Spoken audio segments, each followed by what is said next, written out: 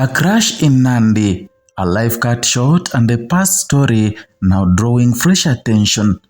Emurua Dikir Member of Parliament Johanna died on February 28, 2026 in a helicopter crash in Chepkeip, Mosop Sub-County, Nandi County, an accident that claimed 5 other lives and shocked the nation.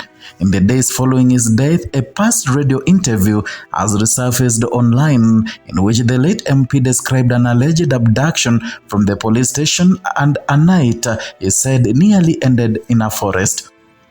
The video recorded on June 29, 2025 during an interview on Hot 96 radio is now widely shared, adding new emotional weight to public mourning surrounding his death.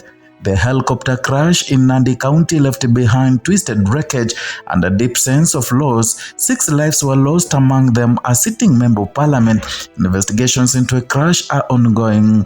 Authorities are examining the aircraft and the weather conditions and the flight details to establish the cause.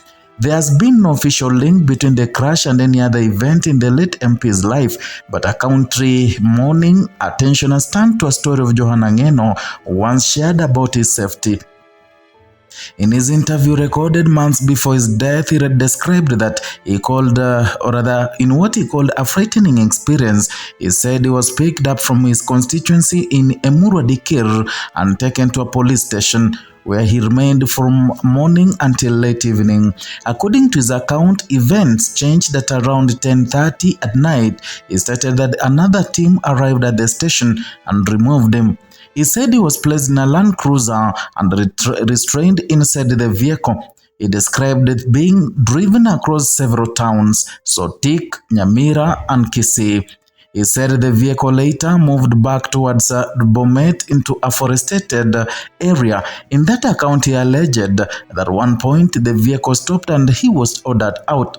He claimed he was threatened and believed his life was in danger. He said that after some time, the situation changed. According to him, he was instructed to return to a vehicle. The journey then continued.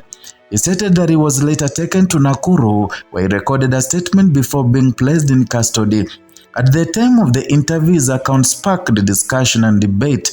Following his death, he was taken on a new meaning for many viewers.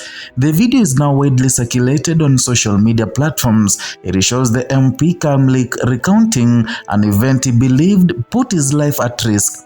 For his supporters, it highlights the challenges he said he faced in public life. For others, it's a reminder of the tensions that often surround politics in Kenya. I told them, if I die, if you kill me today, I will be remembered for over 200 years. So, but you? Johanna was known as a vocal leader, and though he represented Emurua Dikir in Narok County, a region largely seen as supportive of President William Ruto, he often expressed views critical of the government. He built a profile of a bold and outspoken politician. His death has drawn tributes from across the political divide. President William Ruto led national leaders in honoring him, describing him as progressive, devoted, focused, and fearless in serving his constituents. Messages of condolences have come from colleagues in parliament, leaders in Narok County, and members of the public. In Emurua Dikir, the loss is personal. Residents are mourning a representative they elected and interacted with regularly. Community leaders are organizing memorial gatherings. Political observers note that this passing creates a vacancy that will eventually require constitutional processes. But for now, the focus remains on mourning and remembrance. The resurfaced interview has added a human layer to the remembrance. It represents the late MP not only as a public figure, but someone who claimed to have faced danger and survived. Now the helicopter crash has ended that story. The wreckage in Chepcape stands as a physical reminder of the accident. Investigators continue their work at the crash site. Aviation experts have been reviewing evidence carefully and no official conclusions have been released. As Kenya reflects on the life of Johanna Ngeno, two images remain in public memory. One of a lawmaker speaking about night he believed could have been his last, and the other is the helicopter that never completed its journey.